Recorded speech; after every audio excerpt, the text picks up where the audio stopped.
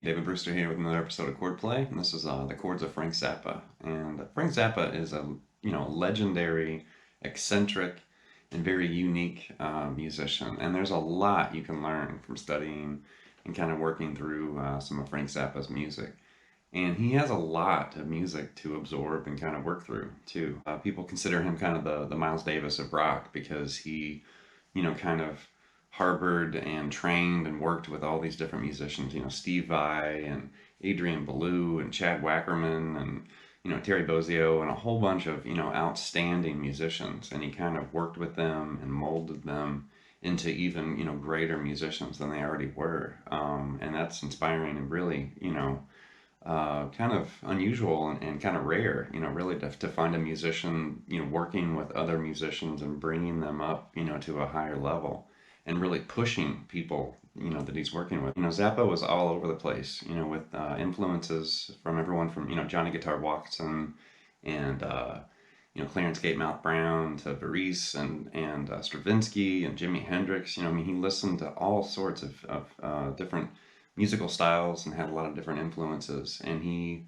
approached music in a very abstract and different way too. So this lesson is going to tap into just a few of kind of the secrets and some of the things that are kind of hiding, just right below the surface there in his music. Never got to see Frank Zappa in concert, but I did get to see Dweezil Zappa at the Vogue Theater in Indianapolis, and he was doing, one of his Zappa Plays Zappa type tours, and it was phenomenal. I was blown away. I was very impressed by him and the presentation. The band was exceptional. The sound was great. And just the performance itself, I mean, it was just, captivating and so awesome to finally see him live and hear his father's music. It was really, really cool. Great show.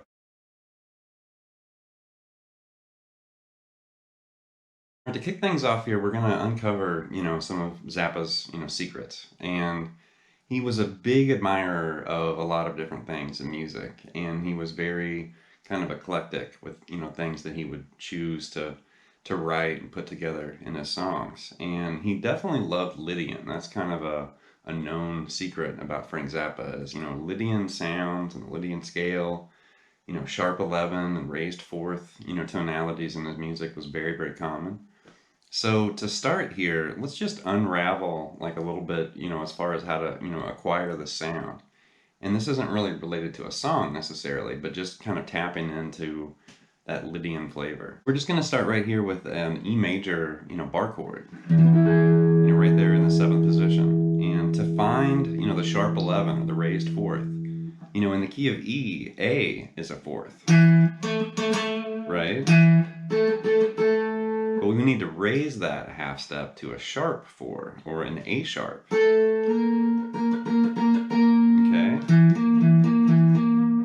So we can find one right there on the 11th fret on the B string.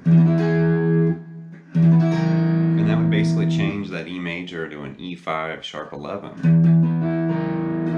So that's a really easy way to acquire that sound.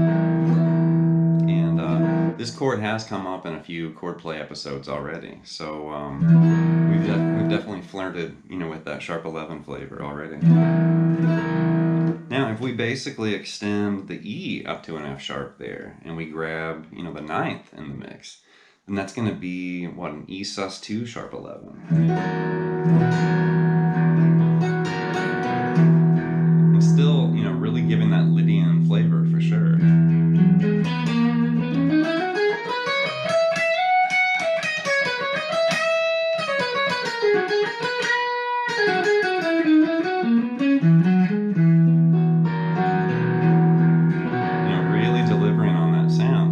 If we just continue to bar again right there, it's going to seem like we're basically playing the barred section of an F sharp major bar chord, but we have E as the root, so there's a big gap between the notes. And that would be an E6 sus2 sharp 11.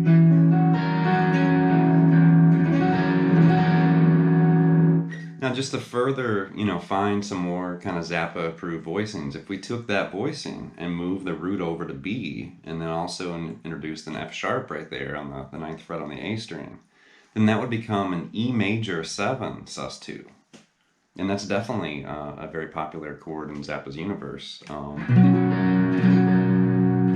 can hear that in Zoot Allures and a bunch of his songs.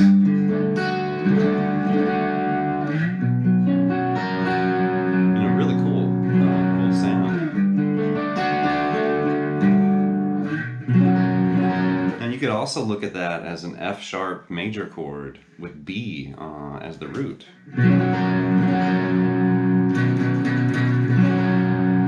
Really interesting.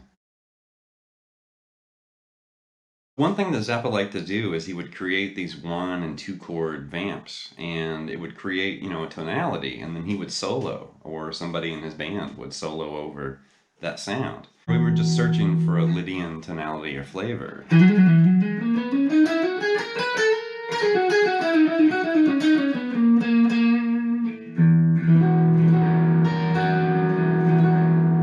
we totally found it there. But, if we dive a little deeper in Zappa's world, take a song like Black Napkins that just has a 2 chord vamp.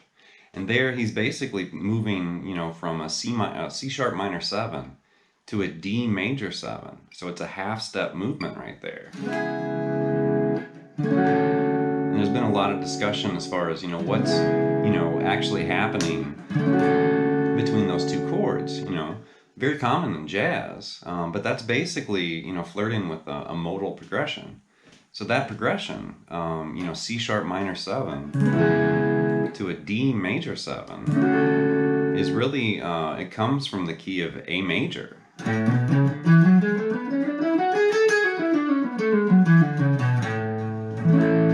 that would basically be the 3 and the 4 chord of A major.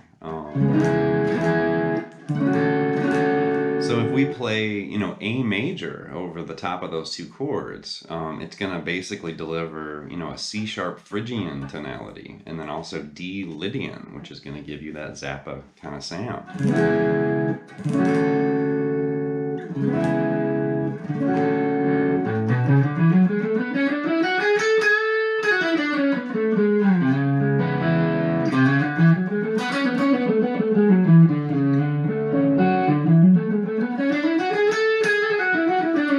Another place you can find this, this would be in Zoot Allures, and this is what Frank Zappa called, the secret, the Carlos Santana secret chord progression. And really, the Carlos Santana secret chord progression was really just flirting with a Dorian tonality. You can hear this in Evil Ways and Oil Como Va and a lot of Santana's music. So this, basically now what we're doing is we're playing a C sharp minor 7, and then we're moving to an F sharp 7. So we're playing, a minor 1 to a major 4 chord. And we've talked about this in a few episodes of Chordplay. So this isn't really anything new as far as what we've talked about in previous episodes. And that's basically hinting more at a Dorian tonality instead of Lydian.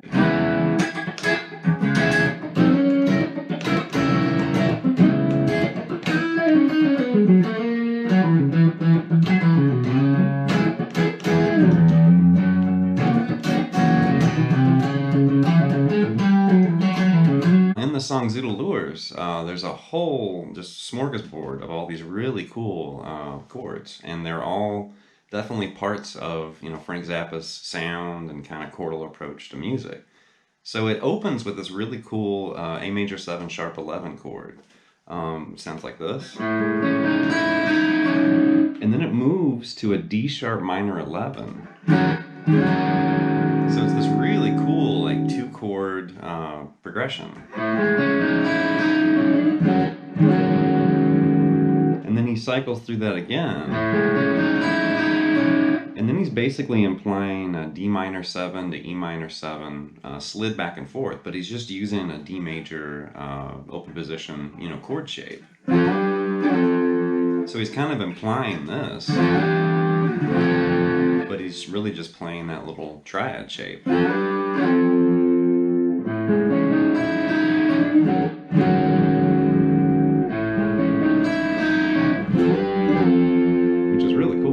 On the same song, there's this beautiful 3 chord progression, and it's a C sharp minor 11 to start, which is right there, and you're just barring the 4th fret and adding the 5th fret on the B string. And and then it's E add 11, and then it's an E major 13, which that little 3-chord hit is so nice. And it has a very jazzy, spacey quality to it. And then he answers that with the E add 11 right here, and then a C sharp add 11 right there. So that progression is so cool.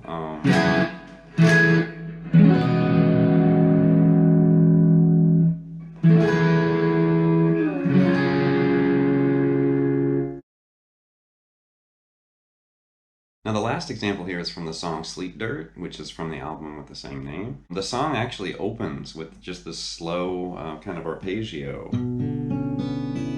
through this chord. And that would be a B minor add 11, or I'm sorry, a B minor add 9 add 11. Very interesting and unusual sound. And then once he kind of plays through that, then you'll just hear this very slow part, which that's just a B minor add 9. And he just kind of picks through that and then moves to a G sharp diminished. So there.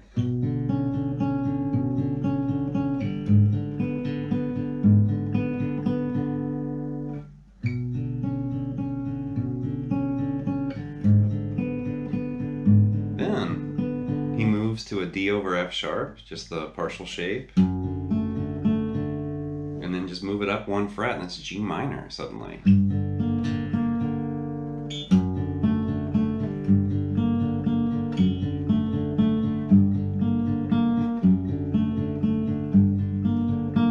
then it's an F minor 6 right here. He moves from the B minor add 9 to a C sharp minor, or I'm sorry, a C sharp minor flat 9. So he's going from this,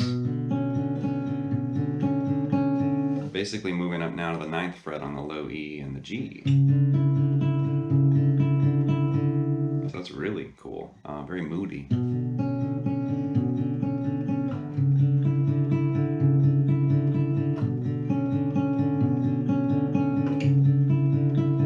And then he does this descending run, so the B minor add 9, and then a B flat sharp 9, and then an A add 11, A flat sus 4, sharp 5, and then that's a G5 sharp 11.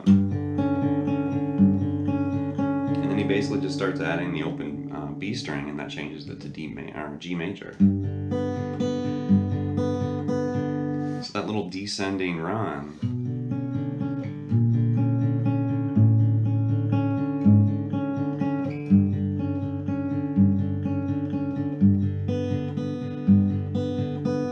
And keep in mind, I'm playing this way too fast. But that's really cool the way that the chords in that song are put together, because they're all tied together with that open D string, basically.